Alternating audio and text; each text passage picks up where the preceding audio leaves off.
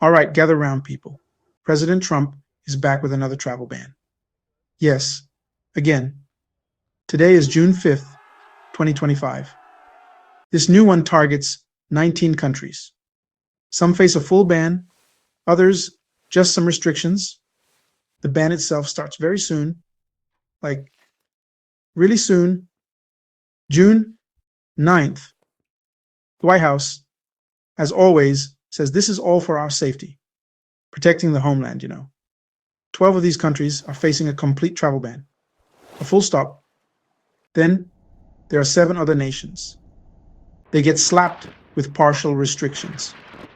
This is going to affect so many people: families, students, workers, dreamers.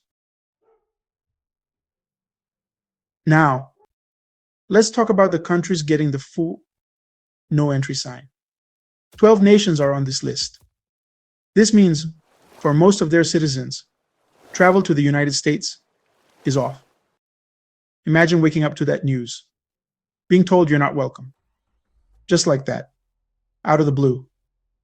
So, who are these 12? The list includes Afghanistan and Myanmar.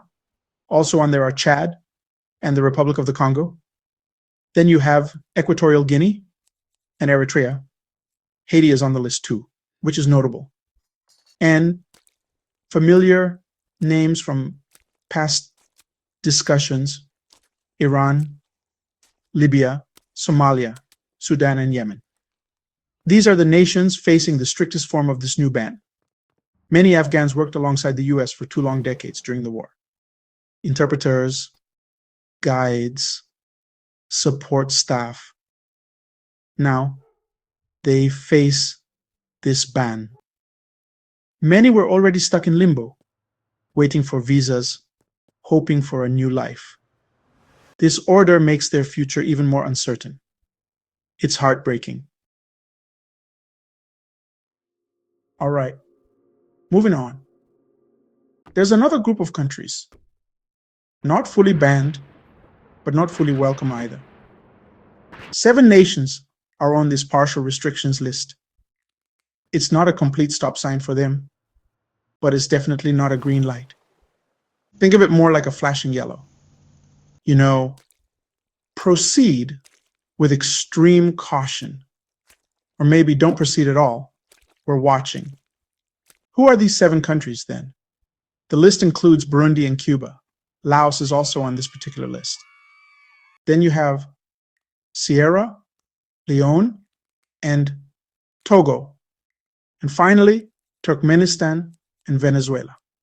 These nations face partial restrictions. So what does that actually mean for the citizens who want to travel? Well, partial can mean a lot of things. It's not a one-size-fits-all kind of deal. These restrictions could take various forms. For example, maybe fewer types of visas will be available for people from these countries. Or perhaps it means much more intense screening, extra background checks, more interviews. The specific details can be quite technical, and they might differ from one country to another. It's all about what the US government thinks is needed for each specific case.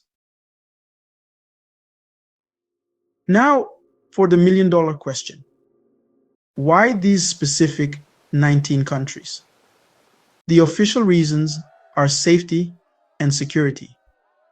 National security is the main phrase. The US claims these countries don't share enough information, especially about verifying identities and potential threats. Some nations have high visa overstay rates. The US views this as a security risk. Section 5. The real deal? Whispers of political payback. Okay, let's put on our thinking caps and maybe our tinfoil hats. Just for a second. Is this travel ban only about security? Or could there be other things at play? Some people are definitely wondering about this.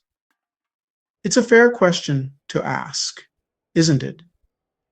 Governments, like people, often have multiple reasons for doing things, not always just the ones they announce loudly with a microphone and a podium. There's this report that's been mentioned. It was mandated by an executive order. This order came out earlier this year, on January 20th, 2025 to be exact. This report was tasked with assessing hostile attitudes toward the United States, from other countries, of course. Section 6, Bracing for Impact. How will the world react? This new travel ban, well, it's big, and it's not going to just happen in a quiet little bubble. Oh no, the 19 countries directly affected will most certainly have something to say, and probably something to do too. How would you react if your country was suddenly put on a list like this? You probably wouldn't send a thank you note. We can expect some pretty strong responses. International relations are rarely a one-way street. Some of the affected countries might try the diplomatic route. Take Somalia, for example. They've already come out and said they are pledging to work with the US. They want to address any security concerns. This is a strategy of cooperation, hoping to understand the issues better and ultimately get off that ban list. It's one way to handle the situation, trying to fix the problem, so to speak. Others, however, might choose a different path, a more confrontational one, perhaps. Retaliation is a very real possibility. You know, the old an eye for an eye. If you ban our citizens from your country, then we might just ban your citizens from ours. That kind of tit-for-tat diplomacy. Section 7, African nations clap back. You need a visa too. Let's zoom in a bit now. Specifically, let's talk about Africa. Several African nations are on this new list. We're talking about Chad, the Republic of the Congo, Equatorial Guinea, Eritrea, Somalia, and Sudan on the full ban list. And then Burundi, Sierra Leone, and Togo are facing partial restrictions. They are not taking this news quietly. And frankly, why would they? It's a direct hit to their citizens and their image. There's a growing feeling across many African nations. It's all about reciprocity, fairness. The argument goes like this. If African citizens need to go through so much hassle to get a visa for America, why shouldn't it be the same for Americans wanting to visit African countries? For a long time, Americans have often enjoyed relatively easy travel to many parts of Africa. Now, African leaders are seriously questioning this imbalance. They're saying, what's good for the goose? And this isn't just talk. Some African countries are reportedly considering pretty strong actions. There are reports of intentions to actually cancel visas for US citizens. That means Americans who thought they could travel might suddenly find their plans up in smoke. Section 8, Deja vu all over. Again, haven't we seen this movie before? Does any of this sound a little familiar? A US president named Trump.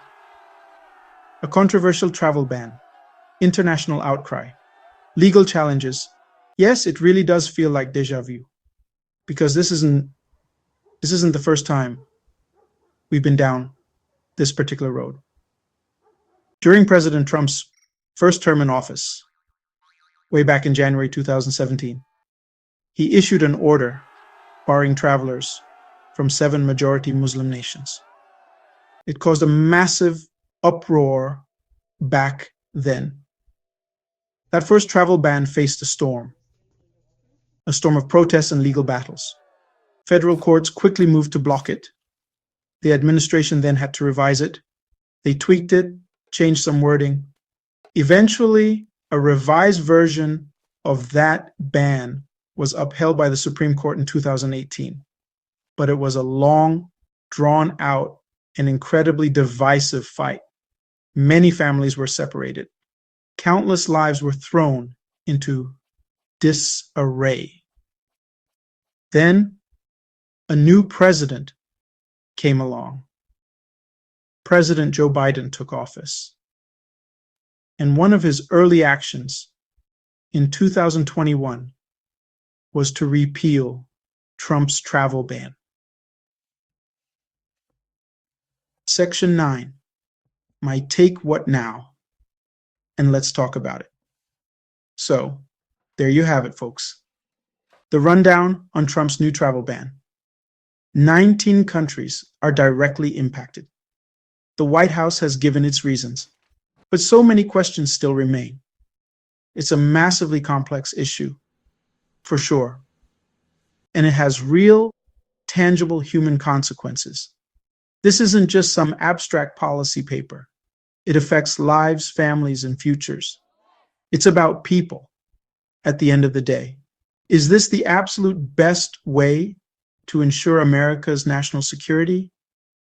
Or does it risk alienating important allies? Does it end up unfairly punishing countless innocent people in the process? These are incredibly tough questions, and honestly, there are no easy answers. Different people will see it very differently. It all depends on your perspective, your experiences, and what you prioritize. It's a classic case of it's complicated. One thing is absolutely crystal clear, though. This decision will spark a huge amount of debate. About immigration policies, of course, about what true security really means,